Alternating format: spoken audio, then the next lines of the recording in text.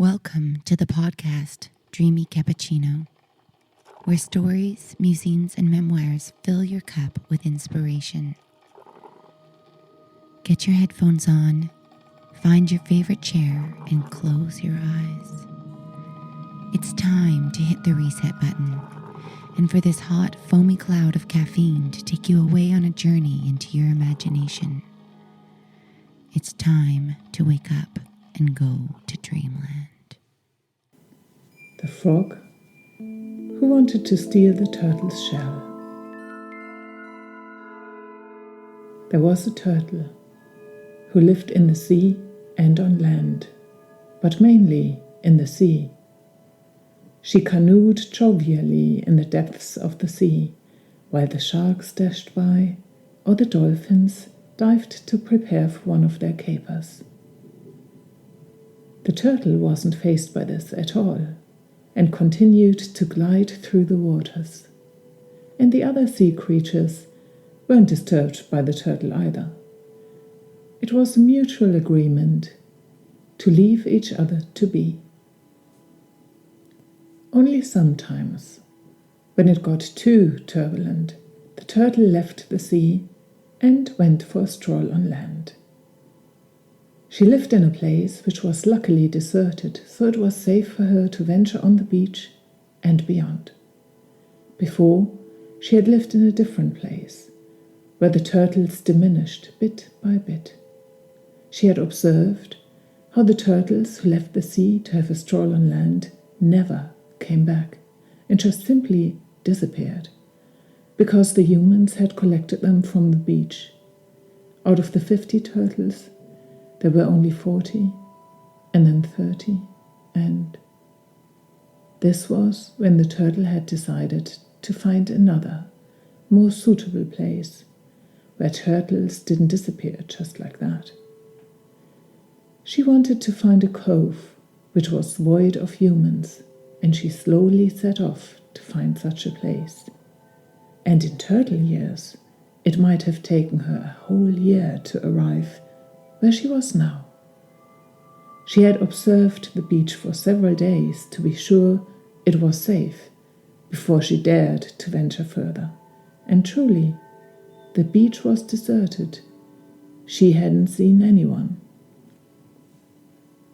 When the turtle encountered the frog, it was one of those turbulent days in the sea, and the turtle escaped to go on an excursion.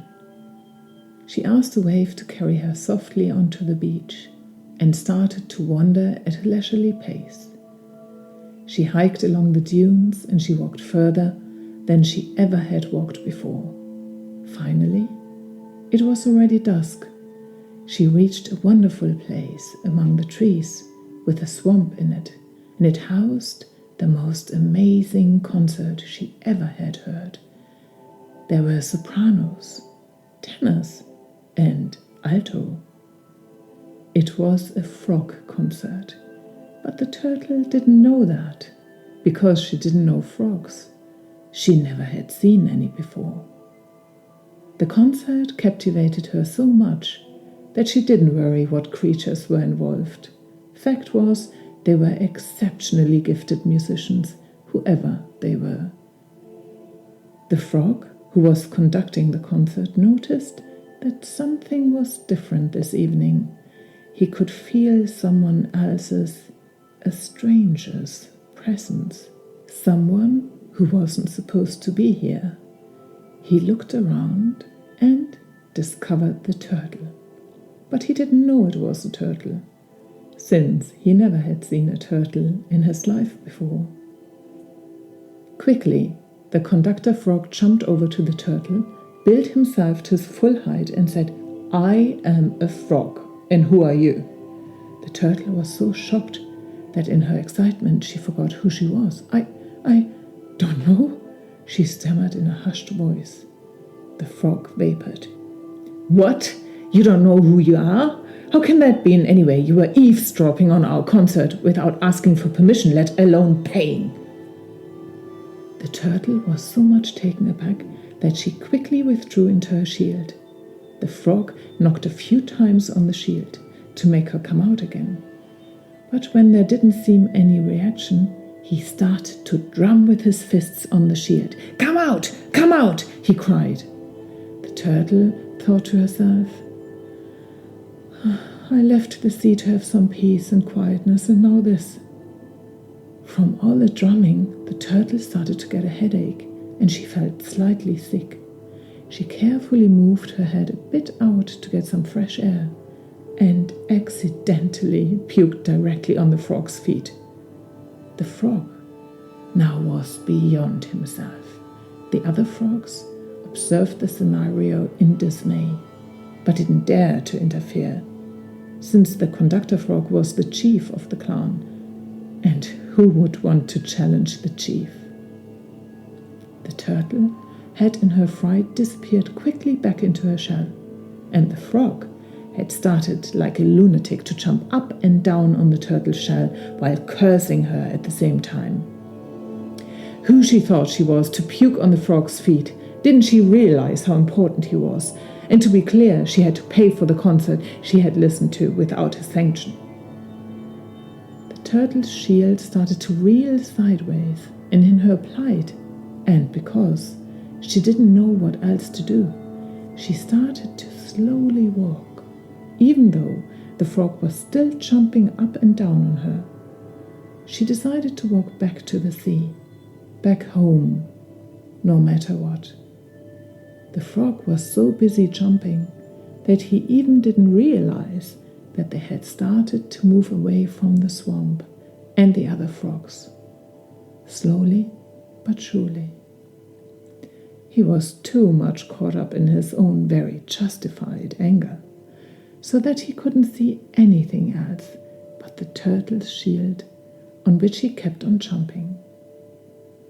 Because of all the jumping, the turtle developed a heavy migraine, and from time to time she had to stop and puke before she could move on again. Turtles don't have so many choices when it comes to movement, and so she just kept on walking, since there was little else she seemed to be able to do.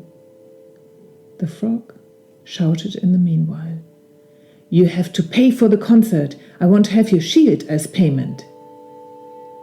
The turtle paused and pondered.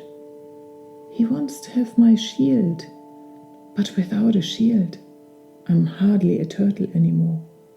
Without my beautiful shield, who am I still? What's left? And indeed, the turtle had an incredibly beautiful shield to call her own, displaying the most unusual colors: dark blue, light blue, pink, red. And when she was completely in her own element, when she completely dived into her own peace, then the shield started to glow, similar to a rainbow. The peace she was emanating via her glowing shield would project color on her environment. Literally, that was who she was. She couldn't just give him her shield, because then she wouldn't be who she was anymore. Only rarely she left the sea, when she forgot to dwell in her own peace, when she got annoyed by the turbulences around her. And today had been such a day, and everything had worsened throughout. Now the turtle remembered her own peace, and she let herself fall straight into it without any hesitance. After all, that was what she was good at. That was what she was known for. The shield started to glow, so that the frog started to get hot feet, and it became so hot that he had to jump from the shield into the sand. They already were very close to the sea, the turtle's home. Only now the frog realized that he wasn't in his own territory anymore, and that everything looked quite different to what he had been used to. He was just about to freak out again, but he had no energy left. He was simply too exhausted from all the jumping up and down and up and down and up and down. Where are we? Where did you bring me? The frog asked. The turtle answered, I didn't bring you anywhere. I walked back home and you came along, since you wouldn't stop to jump on my shell. You just didn't back off. All of a sudden, the frog felt very lost and alone, and he started to panic. He didn't know the sea, the sand. Where was his swamp? Where were the other frogs? He looked miserable now and started to cry uncontrollably. The turtle felt pity for him. The frog said, What do I do now? The turtle said, You can follow my footsteps in the sand. They will lead you back home to your swamp. You can walk over to the palm tree and have a rest in its shadow. Or you dare to go into the sea, but I'm not sure whether frogs are made for the sea. Wait, you can't leave me alone, the frog despaired.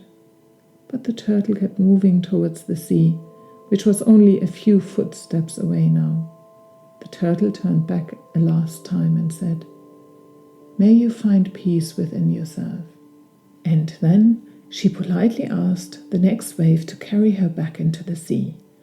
Her shield glowed in the most beautiful colors far beyond and throughout the waters. All her friends came to refresh themselves with her peace. She never had glowed as beautiful as she did right now, and everybody in the sea witnessed. What became of the frog? Nobody really knows. Maybe he went to the palm tree to have a nap in the shade. Maybe he ventured forth to find a new territory.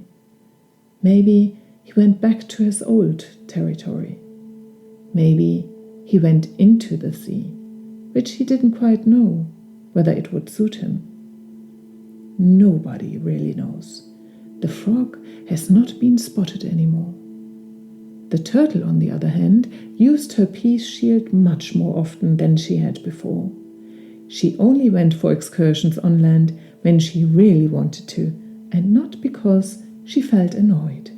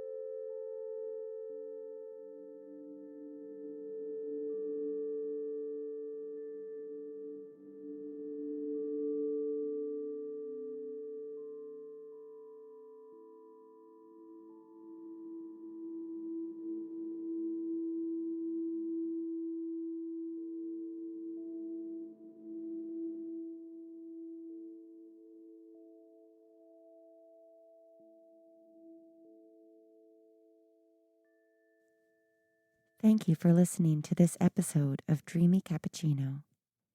The story you just heard can be found in Anya Kirsten's ebook, Inappropriate Colors, 12 Story Delights for the Wacky Mind. All stories are written and narrated by Anya Kirsten, with music composed by Chelsea Edwardson. To learn more about their work and creative opportunities, check out the info on the podcast channel and be sure to subscribe. Lastly, don't hesitate if you have a moment to drop a line and share your experience. See you soon when it's time for another dreamy cappuccino.